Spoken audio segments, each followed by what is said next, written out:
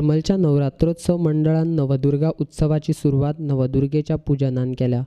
10 वर्सां जाली हर्मल वाठारांत नवरात्रोत्सव मंडळ हर्मल नवरात्रोत्सवाचे कार्यक्रम करतात। लोकांचो बरो प्रतिसाद आशिल्ल्यान हर्मलचे हे मंडळ 9 दीस विंगड सांस्कृतिक कार्यक्रम घडोवन हाडटा। अंदूय सांस्कृतिक कार्यक्रम दवरल्यात।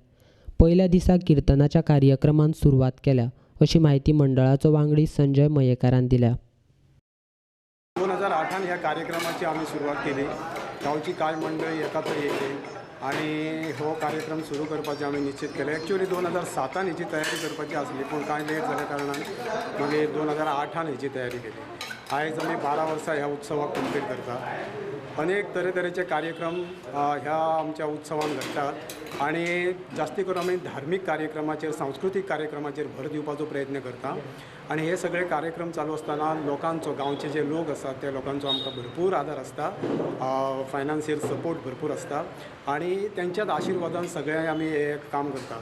आमचे मदीं 1, 2, 3 असे जाणटे आसात की जो ताता कोरकणकर, राधाकृष्ण नागवेकर असे जे 2 आमचे कडेन जाणटे आसात ते अक्षरशः आपले जीव प्रदान करून ह्या कार्यक्रमाक आपलो जीव घालून काम करतात। आपल्या घराकडलो टायम सगळो वेस्ट करून हांगा टायम दिवन हे सगळे कार्यक्रम करतात। सगळे मित्रमंडळी एका थंय येतात, एका मनान, एका विचारान, एका चित्तान हो कार्यक्रम आमी सगळे आयोजीत करता। हो आमी जे कार्यक्रम हातीन घेतल्या त्या कार्यक्रमाक आमी चडशे सांस्कृतिक कार्यक्रमाचेर भर दिला। एकूच दीस आमी दांडियेचो मनोरंजनात्मक असो कार्यक्रम दवरला। बाकीचे आमचे कीर्तन महोत्सव जो भुरग्यांचो, गोंयच्या विविध पठारांतली भुरगीं हांगा येवन जे आयज सुरू जालें तेचें कीर्तन, सो आयज ही किर्तनां करतात। ताचे उपरांत दशावतार महोत्सव आमी केला, जो सांस्कृतिक आहा, जो दशावताराचो लोककलेचो जो प्रकार आसा तो आमी हांगा दाखोवपाचो प्रयत्न करता।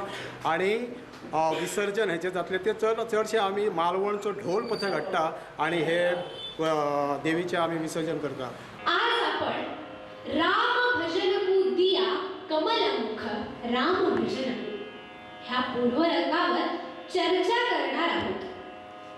सज्जन हो, सर्वसाधारणपणे ह्या मुखाची, ह्या तोंडाची खरी शोभा काय?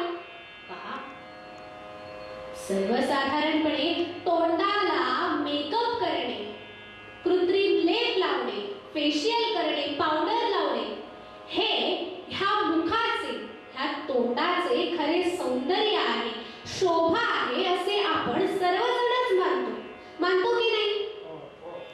पण जगद्गुरु शंकराचार्य सांगतात ही ह्या मुखाची, ह्या तोंडाची खरी शोभा नव्हे, हा तर शोभाभास आहे। ह्या मुखाची खरी शोभा आहे साक्षरता, विनम्रता, सत्यता। सत्य हे आपल्या ह्या कंठाचे भूषण आहे। सज्जन हो, तसेच त्या देवीने दिलेल्या ह्या मुखाने व्यर्थ बडबड, गडबड न करणे, दुसऱ्यांची निंदा न करणे, दुसऱ्यांना विनाकारण बोलून आपलाच अपमान करून न घेणे ही ह्या मुखाची, ह्या तोंडाची खरी शोभा आहे।